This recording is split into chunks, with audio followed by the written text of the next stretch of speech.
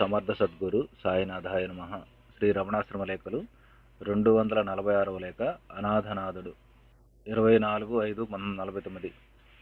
1943 వరకు పాత హాల్లో భగవాన్ కూర్చునే సోఫాకు ఎదురుగా, అంటే దక్షిణముఖంగా ద్వారబంధము, ఇప్పుడు ఉత్తర దిక్కున ఉన్న ద్వారబంధం వద్ద కిటికీ ఉండేవి కదా. ఆ దక్షిణ ద్వారాన భక్తులు లోపల ప్రవేశించి దక్షిణామూర్తి స్వరూపులైన భగవాను దర్శించి నమస్కరించేవాళ్ళు. స్త్రీలలో కొందరు ఆ ముందు వైపున కూర్చోవడం ఉండేది. రాను రాను ఆ గోష్ఠి పెరిగి పిల్లల తల్లులు అక్కడ కూర్చోవడం, ఆ పిల్లలు అక్కడ అల్లరి చేయడం సాగించారు. అది అలా ఉండగా 1943 నుంచి వచ్చిపోయే జనసంఖ్య హెచ్చు సాగింది. అందులో బీదసాదులకు పిల్లల తల్లులు కొందరు ఆ ముందు వైపునే పిల్లలతో సహా నమస్కరించడం, పిల్లలు నీరు విడవడం, వాళ్ళు తుడిచేందుకు బట్టైనా తెచ్చుకోకపోవడం, తుడవమని పట్ట ఇచ్చిన కొందరు అనాగరికులు తుడవకపోవడం జరిగేది. భగవాన్ సేవకులుగా ఉండే కృష్ణస్వామి మొదలైన వాళ్లే ఆ స్థలం బాగు చేయవలసి వచ్చేది. అంతటితో వారికి వేసట వచ్చి ఆ అనాగరిక బీదజనాన్ని హాల్లోకి రాకుండా చేద్దామని యోచించారు. భగవాన్ సుతరాము సమ్మతించలేదు. అది పని కాదని, ఆడంగులు ఎవరో హాల్లో కూర్చోకుండా వసారాలోనే కూర్చునేటట్లు చేద్దామన్న యోచన వారిలో బయలుదేరినవి. ఆ విషయం కర్ణాకర్ణిగా నా చెవి సోకి ఎంతో పరితాపం కలిగించింది. ఏ ఒక్కరిద్దరో అనాగరికంగా ప్రవర్తించారని ఆడంగులందరినీ లోపల కూర్చోనికుండా ఎందుకు చేస్తారయ్యా? ఎంతో దూరం నుండి భగవాన్ నమ్మి వచ్చాం. ఆ కారణంగా అందరినీ కష్టపెట్టవద్దు. ఆ స్థలం నేను శుభ్రపరుస్తాలేమని వారితో చెప్పి నా కంట పడినప్పుడల్లా ఆ పని నేనే చేస్తూ వచ్చాను. భగవాన్ ఇదంతా గమనిస్తూనే ఉన్నారు. కడుకొకనాడు వారంతా భగవాన్ వద్దకు వెళ్ళి స్త్రీలంతా బయటనే కూర్చునే ఏర్పాటు చేస్తామని చెబితే భగవాన్ సమ్మతించగా, ఆడవాళ్లు హాల్లో కూర్చుంటే మీరు మాత్రం ఎందుకయ్యా అన్నారట. భగవాన్ సన్నిధికి వచ్చి పోయేవారిని సర్దవద్దా అని వారంటే, భగవాన్ మాత్రం హాల్లో ఏం పని ఉంది? ఆ బాదం చెట్టు కింద కూర్చుంటే తీరిపోతుంది. అక్కడ ఏ పిల్లలు ఏం చేసినా ఎవరికీ తొందర ఉండదు అని సెలవిచ్చారు భగవాన్. అంతటితో ఆ ప్రయత్నం విరమించి అటు కిటికీ ఇటు తలుపు అటు పెట్టించారు. ఆ తర్వాత ఆడంగులకు భగవాన్ పాదాలకు ఎదురుగా స్థలం ఏర్పాటైంది.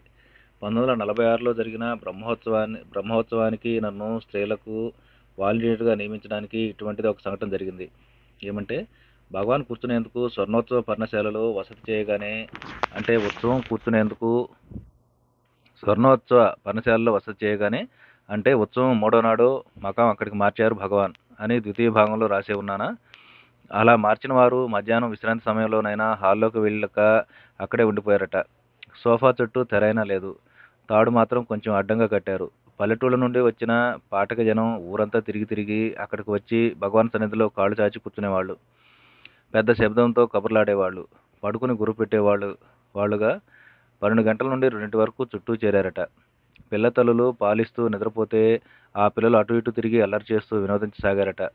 పొమ్మందామంటే పాపం వాళ్ళు తిరిగి వచ్చి విశ్రాంతి తీసుకుంటే తరుముతారటయా, ఉండనియండి అన్నారట భగవాన్.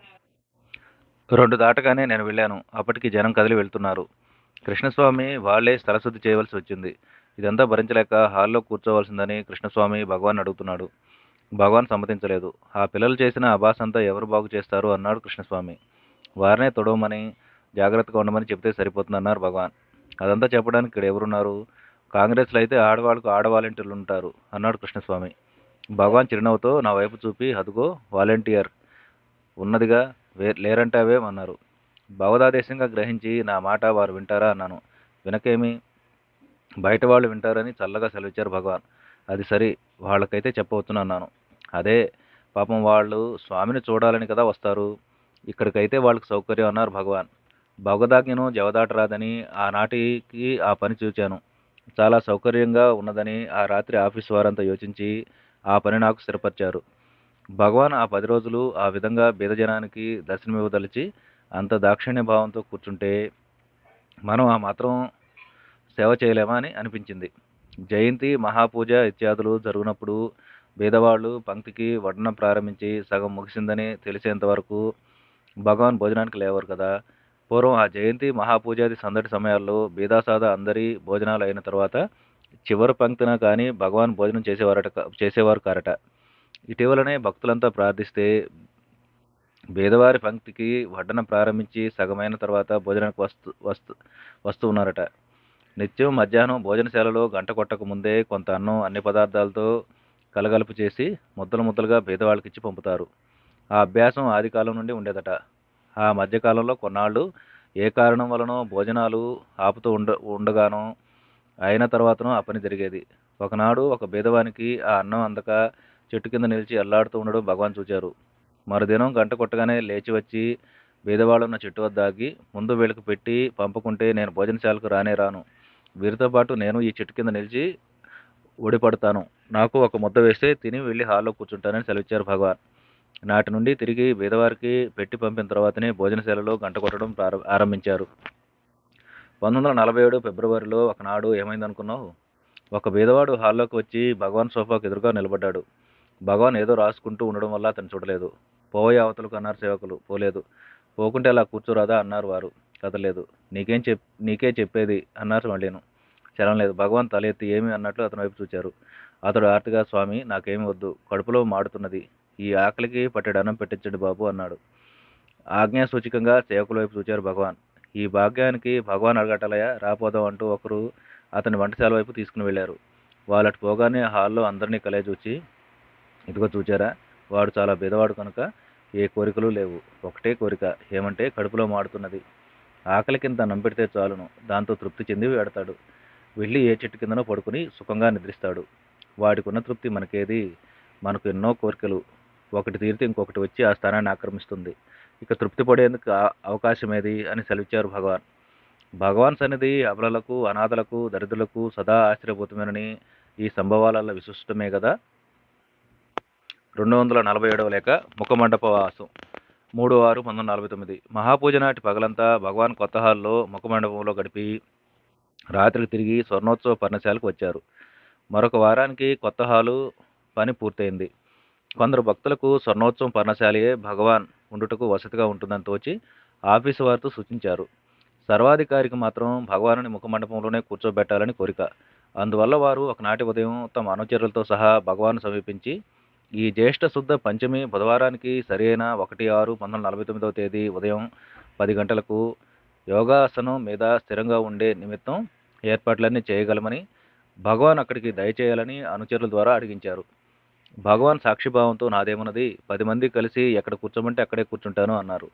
అందుకే మేమంతా కొత్త హాల్కు రావాల్సిందని ప్రార్థిస్తున్నాము అన్నారు. సరిసరి అని తలుపారు భగవాన్. మొన్న 1వ తేదీ ఉదయాన ముఖమండపంలో ముగ్గులు పెట్టి చుట్టూ పచ్చాకు తోరణాలు కట్టారు. యోగాసనం మీద సాటిన్ సిల్క్ పరుపు వేసి వెనుక పక్కన బాలీసు పెట్టారు. పైన సిల్క్ దుప్పట్లు కప్పి చక్కగా అలంకరించారు. కోవెలలో అభిషేక పూజ గడగడ మోగే ఘంటారావంతో కర్పూర హారతలెత్తుతూ ఉండగా 9:30కు గోశాల వద్దకు వెళ్ళి తిరిగి వచ్చే భగవాన్ని వెన్నంటి పూర్ణ కలిసి సహితులైన బ్రాహ్మణులు వేదనాదంతో పాఠశాల వద్ద నుండి బయలుదేరి ముఖమండపానికి తీసుకువచ్చి యోగాసనంలో ఆసీనులు గావించారు. నకర్మణ ఇత్యాది వేదవాక్కులతో నీరాజనమిచ్చి భక్తులందరూ ప్రణతులైన వెనుక భగవాన్ యథాస్థానంలో కూర్చున్నారు. శ్రీచక్రాకార పట్టణ నిర్మింప నారంభించిన విద్యారణ్యుల విఫలం మనోరోధులై భవిష్యత్తులో ఒక చక్రవర్తి అలా చేయగలడని రాసి ఉంచిన విషయాన్ని స్మరించి అరుణాచలాష్టకంలో శ్రీచక్రాకృతి శోణ శైలవ కుశం అన్న వాక్యానుసారం ఈ గిరియే శ్రీచక్రాకారం కావడం చేత ఇదే వారు నిర్దేశించిన స్థలమని, భగవానే చక్రవర్తి అని, చుట్టూ ఇళ్ళు కట్టడమే తర్వాయి అని అంటూ రాజ్యాంగ నిర్మాణానికి ప్లాన్లు వేసి భగ్నో మనోరథులైన గణపతి మునులది అమ్మ సమాధి మీద ఆలయం కట్టి దాని ముఖమండపమే ఆస్థాన మండపంగా విక్రమార్క సింహాసనం వలె శిలాసనం నిర్మించి భగవాన్ యందు ఆసీనులను చేసి ఆనందించాలన్న సర్వాధికారి నిరంజనానందుల యొక్కయు అభీష్ట ఫలసిద్ధికై యోగిరాట్ చక్రవర్తి అయిన భగవాన్ సాక్షాత్ సదాశివుని వలె అక్కడ ఆసీనులైనారు కాబోలనని అనుకుంటూ కూర్చున్నాను. ఇంతలో స్థపతి మొదలైన వారు ఒక పళ్ళెంలో ఫలపుష్పాదులు మంగళద్రవ్యాలు పెట్టుకుని వచ్చి భగవాన్ చేత తాకించి సోఫాకు ఎదురుగా ఉన్న దక్షిణ ద్వారం దాటి వెళ్ళారు. ఎందుకో నాకు అర్థం కాలేదు. భగవాన్ అంటే దృష్టి నిలిపి చూస్తూ ఉన్నారు. ఏమై ఉండనా అని అటు వెళ్ళి చూతును కదా, ద్వారానికి ఎదురుగా ఉన్న మైదానంలో ఒక కొండశీల పెట్టి ఉన్నది. వీరంతా దానికి పసుపు కుంకుమ రాచి పూలదండ వేసి టెంకాయ కొట్టి కర్పూరం వెలిగించి టక్ టక్కును చెక్కడం ఆరంభించారు. ఎందుకది అని ఎవరు అడిగితే భగవాన్ ప్రతిమ చెక్కడానికి అన్నారు. నా గుండె జల్లు ఉన్నది. ఎందుకల్లా కలతపడ్డావు అంటారేమో. ప్రస్తుతం భగవాన్ శరీరం అస్వస్థతగా ఉన్న విషయం అందరికీ తెలిసిందే. ఈ సందర్భంలో ఇదెందుకు అన్న సందేహం కలిగింది. మనసుకు ఏవేవో సమాధానాలు చెప్పుకుంటూ భగవాన్ సన్నిధికి వచ్చి కూర్చున్నాను. నా ఈ అవస్థ భగవాన్ గమనిస్తూనే ఉన్నారు. ఇందులో ఆ తంతు ముగించి అంతా లోపలికొచ్చారు. భోజనశాలలో గంట మోగింది. ఎవరి దోవన వాళ్ళు వెళ్ళామే కానీ ఏదో ఆందోళనగానే ఉంది మనస్సు. మధ్యాహ్నం 3ంటికి వెళ్ళినప్పుడు భగవాన్ ఏవో కథలు చెప్పి ఆ విషయం మరపుకొచ్చేటట్టు చేశారు సుమా. అదంతా మరొక లేఖలో రాస్తాను. 248వ లేఖ. స్వేచ్ఛా జీవనం సుఖం. 3/6/1949. ఉదయాన్నే జరిగిన శిలా నిర్మాణ విషయాలు తలుచుకుంటూ మధ్యాహ్నం 3 కాకుండానే ఆశ్రమానికి వెళ్ళాను. భగవాన్ బయటకు వెళ్ళి ఉండడం వల్ల శ్రీవారి రాకకు ఎదురుచూస్తూ హాల్లో నుంచున్నాను. సోఫా మీద పరిచిన శాటిన్ సిల్క్ పరుపు కొత్తది కనుక కూర్చుంటే జరుగుతూ గట్టిగాను ఎత్తుగాను ఉంది. చెయ్యి పెట్టుకునేందుకు అక్కడ ఒక పెద్ద దిండు, వెనుక బాలిసు, కాళ్ళ కింద మరొక దిండు పెట్టడం వల్ల విశాలం కూడా తగ్గింది. భగవాన్ ఎలా కూర్చుంటారా అని నాలో నేను అనుకుంటూ ఉండగా బయట నుండి వచ్చారు భగవాన్. పరుపును చేత్తో అదుముతూ కూర్చొని సేవకులతో చలోక్తిగా ఏమోయ్ జారి జారిపోతూ ఈ పరుపు ఎలా ఉందో చూడు. చాలా ఖర్చు పెట్టి కుట్టించిన పట్టు పరుపు అయితే స్వామికేమో సుఖమని అనుకుంటారు. స్థిమితంగా కూర్చునేందుకే లేదు. ఎందుకిది? వట్టి రాతి సోఫా మీద కూర్చుంటే ఎంతో హాయిగా ఉంటుంది. నిజంగా విరూపాక్ష గుహలో ఉన్నప్పుడు మట్టి అడుసు తొక్కి రాళ్లు పెట్టి స్వయంగా కట్టుకున్న అరుగు మీద పడుకున్నప్పుడు కూర్చున్నప్పుడు ఉన్న ఆ సుఖం ఈ పరుపులు ఈ దిండ్లు వీటిలో రవ్వెంతైనా కనిపించదు.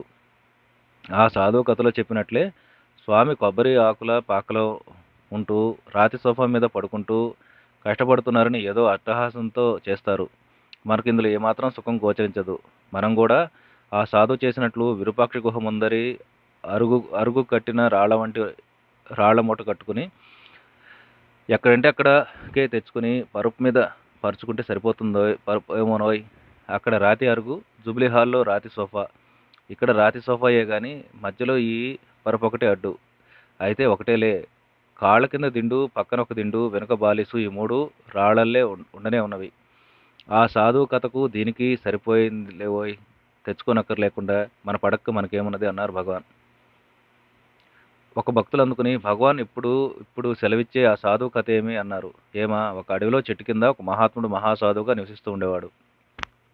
అతడు 3 రాళ్ళు సదా దగ్గర ఉంచుకునేవాడు. పడుకున్నప్పుడు ఆ 3 రాళ్ళు తల కింద ఒకటి, నడుము కింద ఒకటి, కాళ్ళ కింద ఒకటి పెట్టుకుని పైన గొంగళి కప్పుకుని పడుకునేవారు. వాన వస్తే ఆ రాళ్ల పైన శరీరం ఉండేది. కింద పడ్డ నీరు కింద నుంచి పోయేది. పై నీరు గొంగళి మీద పడి జారిపోయేది. ఆయన నిద్రకేమీ భంగం ఉండేది కాదు. సుఖంగా గుర్రుపెట్టేవాడు. కూర్చున్నప్పుడు ఆ రాళ్ళు పొక్కలి రాళ్ల వలె త్రికోణంగా పెట్టి కూర్చునేవాడు. పాములు, జెరులు మొదలైన వాటి వల్ల ఆయనకు కానీ ఆయన వల్ల వాటికి కానీ బాధ ఉండేది కాదు. ఆ రాళ్ల సందులోంచి వాటంతట అవి పాకుతూ ఉండేవి. వేళకు ఎవరో ఒకరు రవంత ఆహారం తెచ్చిస్తే తినేవాడు. తీరిపోయేది. ఇలా ఉండగా ఒకరోజు ఆ అడవికి వేట నిమిత్తం వస్తూ పోతూ ఈ సాధువును చూచి, అయ్యో పాపం, ఈ 3 రాళ్లపైన ముడుచుకుని పడుకుంటూ ఎంత కష్టపడుతున్నాడో. 1-2 రోజులైనా మన వద్ద ఉంచుకుని సుఖపెడదామని అనుకుని ఇంటికి వెళ్ళి ఆ సాధువును మర్యాదగా పిలుచుకుని రావాల్సిందని, అట్లా చేయకుంటే శిక్షిస్తానని చెప్పి పల్లకీలో బోయలతో సహా 1-2 యోధులను పంపాడు. వారు వచ్చి ఆ సాధువును చూచి, స్వామి, రాజుగారి ఆజ్ఞ అయింది, బయలుదేరండి అన్నారు. నేనెందుకయ్యా రాజు వద్దకు రానంటే, మిమ్మల్ని తీసుకుని పోకుంటే మాకు దండన విధిస్తామని అన్నారు. మా కొరకైనా దయచేయండి బాబు అన్నారు. సరే, తన మూలంగా వారికి కష్టం ఎందుకని బయలుదేరాడు.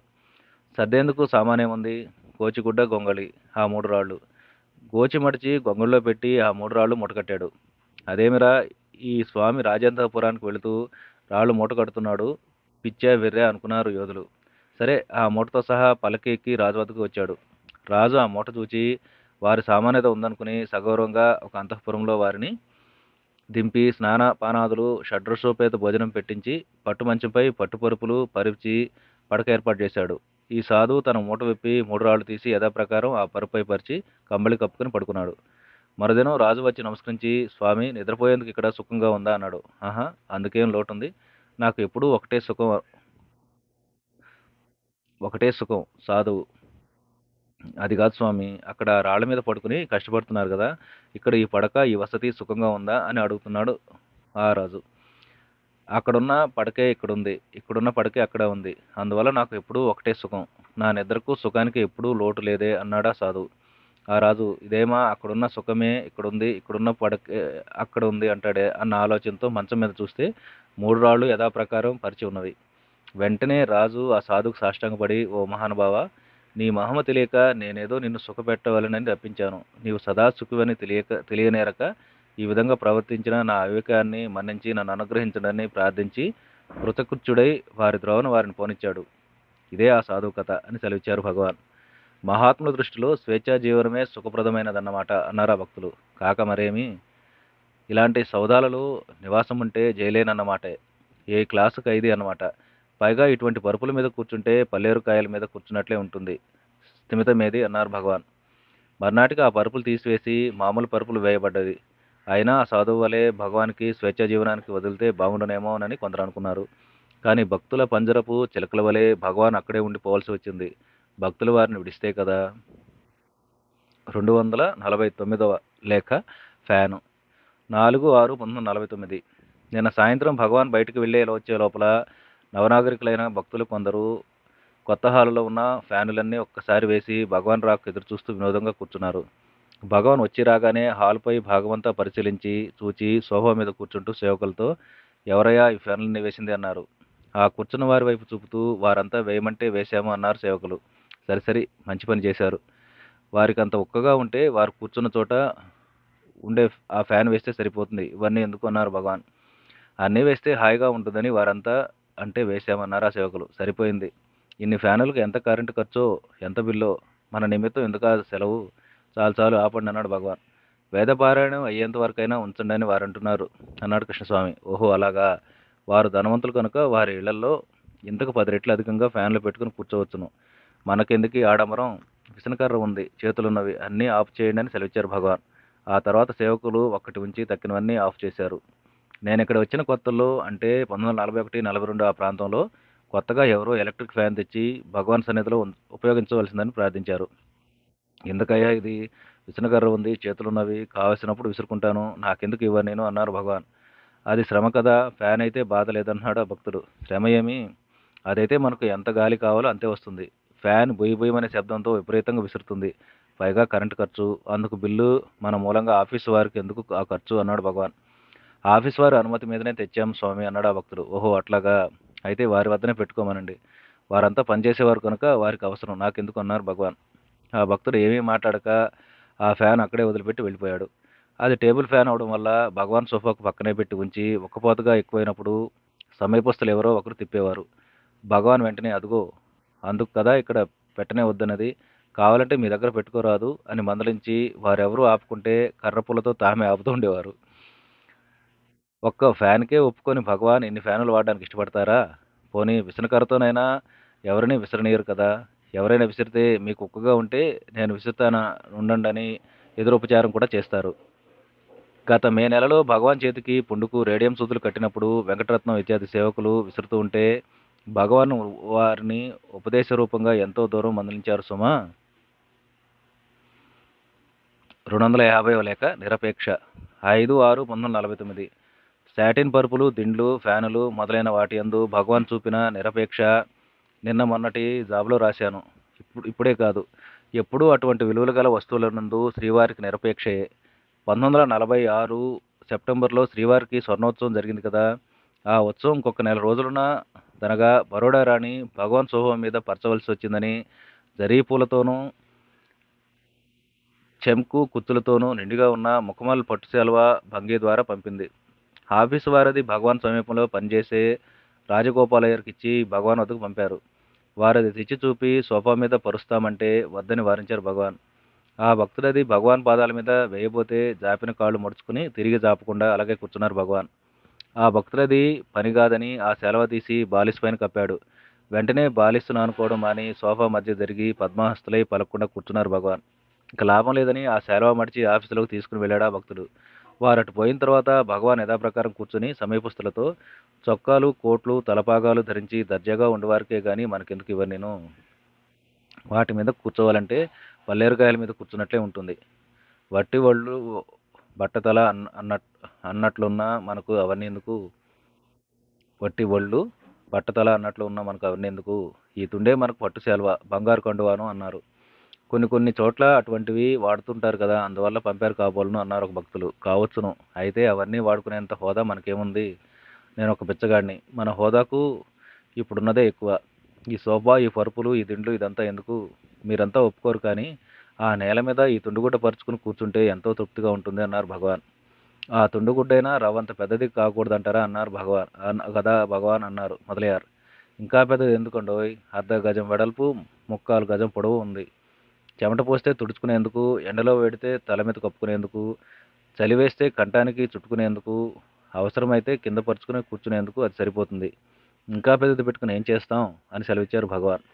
ధనవంతులు కొందరు అప్పుడప్పుడు వెండి గ్లాసులు, పళ్ళేలు తెచ్చి భగవాన్ వాడుకోవాలంటూ ఉంటారు. భగవాన్ వాటిని తాకనైనా తాకకుండా ఆఫీసు మూలంగా వస్తే ఆఫీసులోకి, విడిగా తెస్తే ఎవరికి వారికి ఇచ్చి పంపిస్తూ ఉంటారు.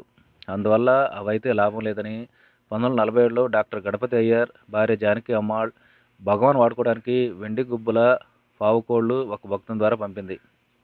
భగవాన్ అవి తాకి చూచి దగ్గర ఉన్న వారితో, వారు ధనవంతులు, వెండి గుబ్బుల పావుకోళ్ళు వారికి కానీ మనకెందుకయ్యా, తిరిగి వారికే ఇచ్చి పంపండి. స్వామి తాకినారు, ఇది చాలునని చెప్పమనండి. మనకు భగవంతుడు ఇచ్చిన పాదాలు ఉన్నవి, ఎందుకీ అలంకారాలు, వారికి ఇచ్చివేయండి అని చెప్పి ఇప్పించి పంపారు సుమా. వెండి గుబ్బలవి కాకుంటే మానే, వట్టి చెక్కలైనా కాళ్లకు తొడుక్కోరు కదా. మండు వేసంగిలో కాళ్ళు మలమల మాడుతున్నా అలాగే నడుస్తారు కానీ ఏమీ వాడడం ఎప్పుడూ లేదాయే. పాతహాల నుంచి గోశాలకు వెళ్ళే మార్గంలో ఆఫీస్ వరకు ఈ మధ్య సిమెంట్ వేసినప్పుడు వేసంగిలో మెట్ట మధ్యాహ్నం అప్పుడు భగవాన్ అదే విధంగా నడుస్తూ ఉండడం చూడలేక కొందరు భక్తులు నీళ్లు చల్లడానికి ఆరంభిస్తే, నా నిమిత్తం ఇన్ని నీళ్లు వృధా నేల మీద పోస్తున్నారే, చలివేంద్రం పెట్టి ఈ నీళ్లను బేదజనానికి ఇస్తే ఎంతో ఉపయోగం. నా నిమిత్తం ఇద్దరు ముగ్గురు కష్టపడి ఇన్ని నీళ్లు వృధా చేయడం ఎందుకు అని వద్దని వారించారు భగవాన్. అంతటితో అది విరమించి సిమెంటు చేసినంత వరకు పందిరి వేశారు సమా. వట్టివేళ్ల తడికలు కట్టి నీళ్లు చల్లినా అలాగే అనేవారు భగవాన్. ఈ విధంగా ప్రవర్తించే ఈ మహాత్యాగ పురుషునకు, ఈ విరాగికి వెండి గుబ్బల పావుకోళ్ళు, శాటిన్ సిల్క్ పరుపులు, ముక్కుమల దిండ్లు మొదలైన ఆడంబర వస్తువుల మీద రక్తి ఉంటుందా? స్వేచ్ఛా విరుద్ధమైన ఈ వైభవాలన్నీ వారికిందుకు, విరాగమే వారి అలంకారం, శివ విభూతియే వారి వైభవం సుమా.